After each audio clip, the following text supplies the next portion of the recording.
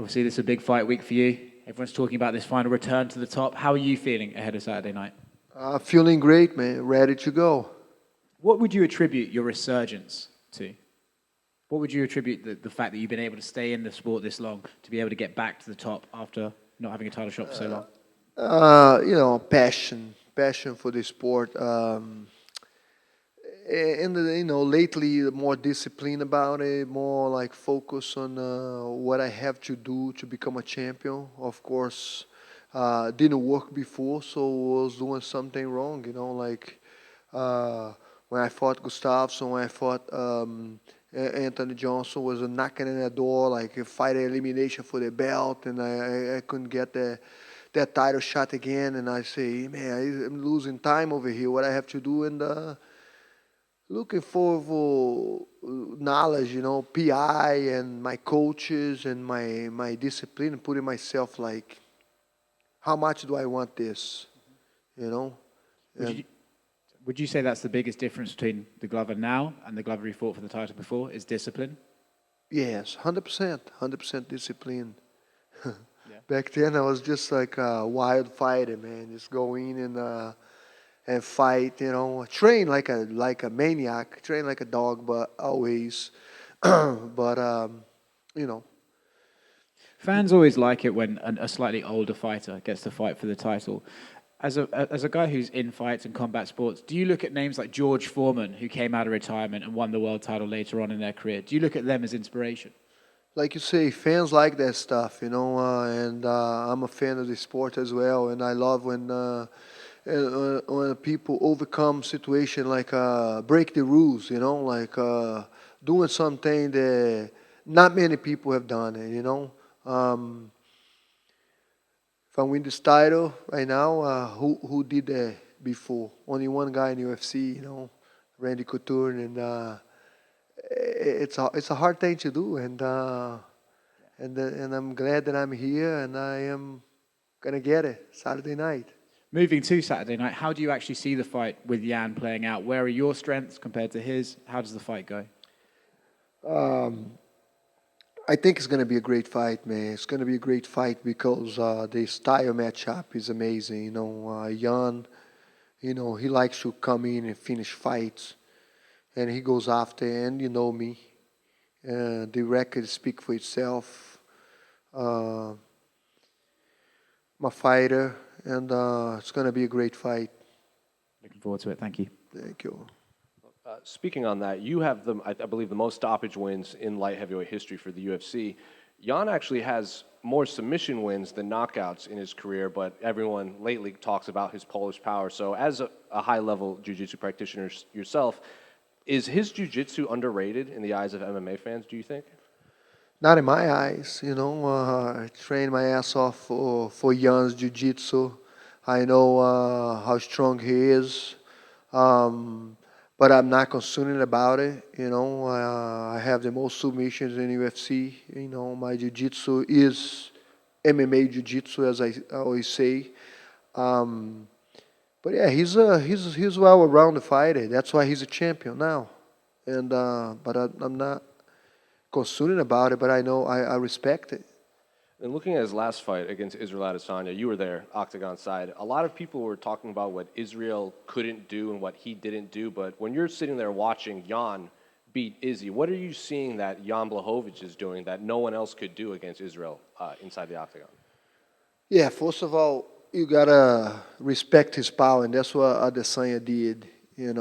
Can't go in just like that. You feel the guy in the first round, and you see how hard he's hitting. And Adesanya, this guy didn't want to take that chance, man. He didn't want to take that chance to get knocked out like he did in the other guys in the middleweight division. This is different, and I was yelling at him to take him down. I say the ground is the way, bro. Take him down, because I was ruining for him for that fight. And then we've spoken to a few light heavyweights, like retired and current, like Anthony Smith and Forrest Griffin and everything, and they say this fight is tough for them to watch because they like both of you as people. A lot of fighters like the two of you. They don't know who to root for. So what do you say to them that like you're fighting someone that you respect, but all of these fighters they don't want to see you guys fight because they like you so much and they don't want to see one of you lose. Yeah, I've been in that situation before. I like both guys, and the best is gonna win, man. We here doing our job. We love what we do. We get paid to do what we do, and you know, they know that. It don't matter. I hope, like my mom say all the time, I'm praying so no one gets hurt. And hopefully no one gets hurt bad. Talk about injury bad, but yeah, somebody's gonna get hurt, and it's gonna be Jan. And then I think earlier this week, your story of how you got to America came out, and I don't think a lot of people, they knew it was hard for you to get into the United States, but they didn't quite know the journey that it took. So when your story came out, were a lot of fans reaching out to you and fighters being like, wow, this is such an insane story, we had no idea? Yeah, lately, a lot of people say, gotta make that movie, Sure do. get that belt, make that movie. But yeah, come to United States, yeah, it was like at that time where I'm from was like something that when you're a kid, I remember being like 9, 10 years old and thinking like, oh, I can't wait until I get old so I can go to United States, and everybody was going that way, I'm not proud of it, the way I did it, crossing the border like that, but that's what happens, and I paid the price for. I wait 5 years after Dan White shake my hand and say, "Get your stuff figured out, and you get you in UFC." And if I had to pay that price. 5 years later, I was there. And then one last thing, I think when you were in San Diego for so long, and then eventually you got to Connecticut, correct, after San Diego? Yeah, because we crossed Yeah. to San Diego, but I was like a few days there, couple weeks maybe. Why did you choose Connecticut? I It's Danbury, Connecticut, right? Danbury, Yeah. Connecticut. Why did you choose Danbury, Connecticut? Yes, I have some friends there already. Some people from my hometown. They go to Connecticut. Connecticut is a big part. Greenwich, Connecticut. All these big millionaires have their houses there, so it's big in jobs, landscaping and construction, and a lot. It's a big Brazilian community there. Um, and he called me and say, "Hey, that's where I'm going. I wanted to work landscaping. That's what I used to do back home, pretty much." So I went to Connecticut and I met my wife there, and I didn't want to get out. That's it. It became my second home. Over. Just wanted to ask you, everyone appreciates that you're getting better and better, it seems, especially at this stage of your career. I know you mentioned discipline there, but in terms of skills, how have you become better, and in what way have you become better, do you feel? I think my boxing has just got better, man. Training with a bit more caution about it. Training smarter is a big key. Drilling a lot. And like I say before, I was rely too much in my power, my strength, and thinking like didn't have to drill too much anymore. I was not the kind of guy that drill too much anymore, and realized that it's never too late to learn new things. You can always learn new things, because I remember a couple old fighters that I trained with that they didn't even warm up. They just come in, get ready for fight. Talk about old fight. I don't want to say the names of it because I don't want to put. But it's like have the last couple fights. Say, oh, I have a fight coming up. So they just come in, put the gloves on, and start spar and go home. And I just back then I was like, hey man, that's what I'm gonna do, just gonna go in, spar, and go home. But it didn't work out, right? It didn't get me a title shot, didn't get me a championship. So I have to humble myself and start learning new things and start approving and get better what I know best. And for that, my boxing got better, my jiu-jitsu got better, because the drilling and the pushing. And you mentioned there as well that a big difference between last title shot, this one, is how much you want it. Can you just put into words how much you do want this to go home with this belt, please? I want this. You see Saturday night how much I want this. I'm not leaving the octagon. I always say like you leaving your shield or you don't come at all home. And I'll come home with that belt. And just very lastly, just to touch on being here in Abu Dhabi, you've got a lot of support here, don't you? I think you've friends and stuff in Abu Dhabi. So how nice is it going to be performing in front of them on Saturday night? Yeah, I've been getting a lot of support all around the world, man. I guess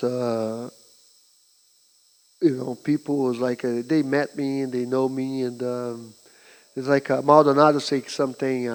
Fabio Maldonado say something nice nowadays. Like he say, if you really know this guy, it's hard to not root for him, and it's a big compliment, man. People been like very supportive over here, and I have a few friends over here from Brazil. They come, to teach jiu-jitsu, and I think it's gonna be a good crowd in there.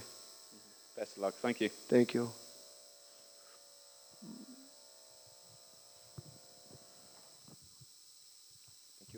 Hi, Glover. I wanted to ask you, when you look at your story and you're rising again, like from the ashes, like a phoenix, and if you compare it to Jan Blachowicz, what similarities do you see, and maybe what the differences between you and Jan, not as a fighters, but as your stories and as you as a people? Yeah, we keep saying that. I think he said it before. I say it before. Like very similar, he lost a couple of fights. People give up at him. Kind of like, and I've been in that situation too. I've been in his shoes before. Like people look us like this guy never be a champion. This guy never be. He'll never get there anymore. And after I lost a couple fights, I remember like I have like 3 fights winning streak. I beat Rashad Evans and I fought Anthony Johnson. That was supposed to be a title elimination. It was a title elimination. Anthony Johnson fought for the title later. I remember just losing that fight, and people just like brush me out. Yeah, this guy's he'll never be a champion anymore. He's a nice guy, but he'll never be a champion. And we proved them wrong. We both did, and we're still doing it. Okay. So, as you said, there are people that said that you will never be a champion, and the same in the case of Jan. So, did you think that Jan will be a champion like a few years ago when you saw him first time, or after a few fights in the UFC? Yeah. It's hard to say, not really. I always thought he was a tough guy. I met Jan the first time when I fought over Simple. We shared the same locker room, so we were working out together. Not together, but like same locker room the whole week, and we talk a lot. And super nice guy. And after that, I met him a few more times. Not really, but I knew he was gonna. I told my friends he was gonna win that fight with the title when he was here. I told my friend, I say, hey, Jan is gonna beat Reyes, because everybody talk about Reyes. Reyes walking around like he's the champion already, and Jan just come humble and relaxing. And I say to my friend, he's gonna be a champion. I remember saying that. Okay. So, last two from me. I don't know. Do you hear me? Yeah, no problem. Yes. Yeah. So, this win streak that you have has been superb to you, and as we know, people are rooting for you as well for Jan, but they really want to be happy to see you being happy and getting that title.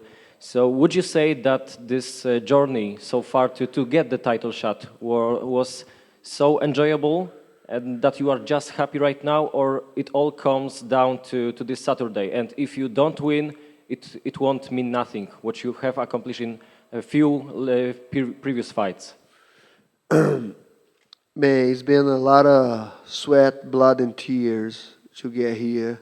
Um, no, it don't matter, man. I wanted to be a champion. I'm going to be a champion. That's the mindset that I have now. I feel like I'm already champion. People treat me like a champion. I've been treated like a champion over here, and it's amazing. I uh, I feel pretty confident about it. But no, that doesn't take away uh, what I've done, man. That doesn't take away what I've done. I'm going over there. I'm gonna do my best, and whatever happens. I still gonna live my life. I'm having an amazing life. It's not like all or nothing. It's at the end of the day, it's a belt. It's something that eventually we all gonna lose it. We all gonna not be a champion anymore. Everybody's gonna forget about it. We can't identify yourself with that. It's we something beyond that. So no, not at all. Okay, and last one from me, not about this event and your fight, but we are also close to see your pal Alex Pereira, first time in the UFC, and I wonder, what do you think? How good he will be in this middleweight division?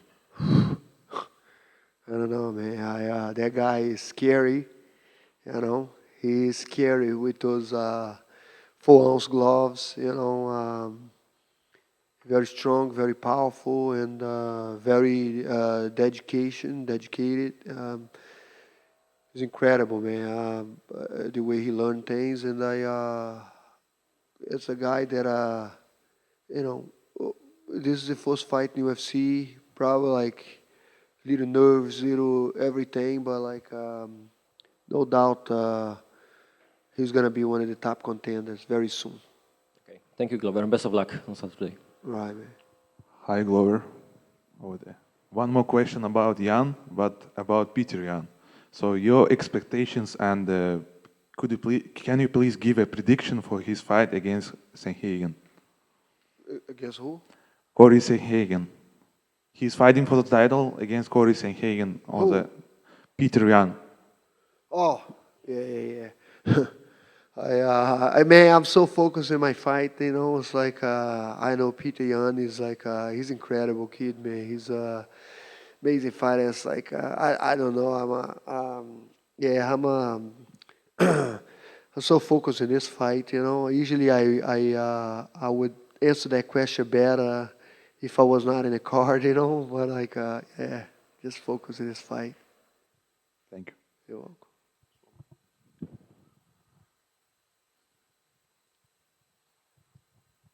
Hi, Glover. It's obviously 7 years since you last fought for this title. There's been some relatively dark days since then. What is it that's kept you motivated and going towards the title shot on Saturday? The love for the sport, man. I love what I do, and this is the only thing I can do best, is to fight. I can even, people talk to me like retired and retire. I was like, I'm not seeing myself retired. I can like not planning, but like, of course, what I'm gonna do is teach and pass it on. But like the passion, man, love for the sport, and when you love something that much, when you want something that much, you gotta figure out how to get it, and that's what I have been doing. You're going to be fighting 2 days after your 42nd birthday. How long do you think you've got more to go? Because obviously it doesn't all just end on Saturday. What else is there to come from Glover Teixeira? Don't really care, man. I'm so happy to be here, become a champion.